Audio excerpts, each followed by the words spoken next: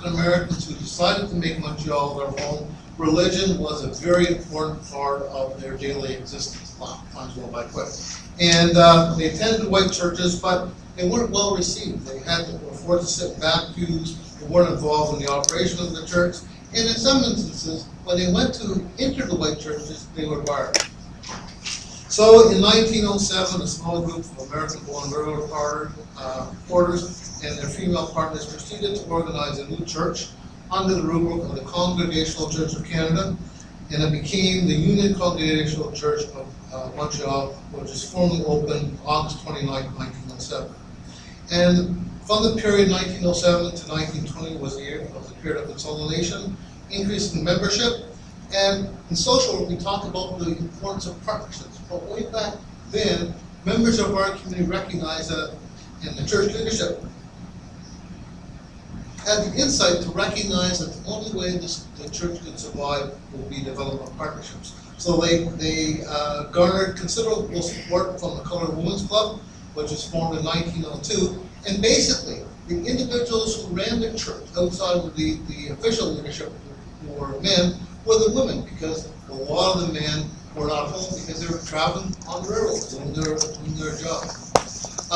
Dr. Sente talked about Marvis Garvey. In Montreal, in the late 19-teens, there was establishment of the UNIA. And Montreal had the largest chapter of this organization in Canada.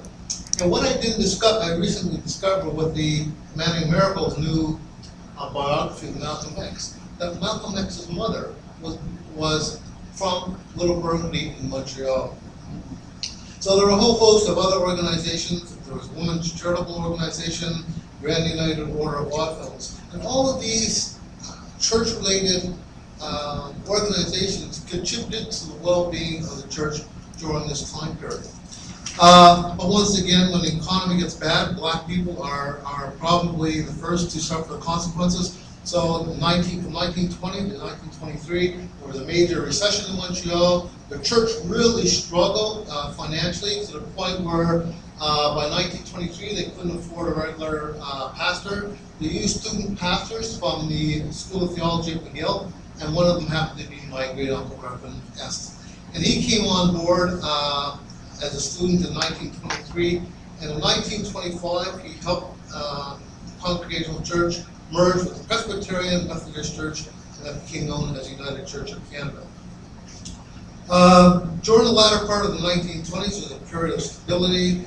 The church leadership became involved in addressing various forms of systemic racism in Montreal, and one of the key institutions that emerged that worked very closely with the church was the creation of the Negro Community Center. And once again, this fiscal institution is being renovated with money from the Quebec government. So, the Great Depression had a tremendous impact on Montreal's black community. Employment opportunities for African Canadians became very scarce, and in fact, the jobs that they did have they were being competed with white workers who were pushing blacks out of their positions. Junior porters were laid off.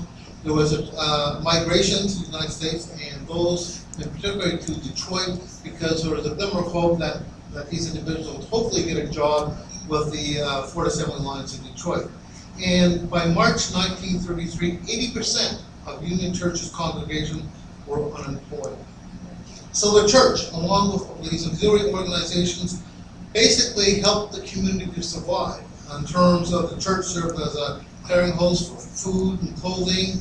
The Colored Women's Club established a number of soup kitchens. The UNI, although smaller in size, organized activities for the lifespan for young kids, teenagers, adults, and seniors.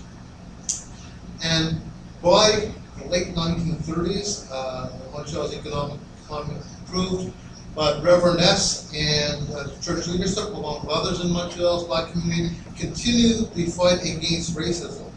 Some of the areas that they focus on was helping black nurses getting employed in the major healthcare institutions in Montreal, and second of all, with the advent of the Second World War, getting African Canadian men accepted to the Royal Canadian Air Force.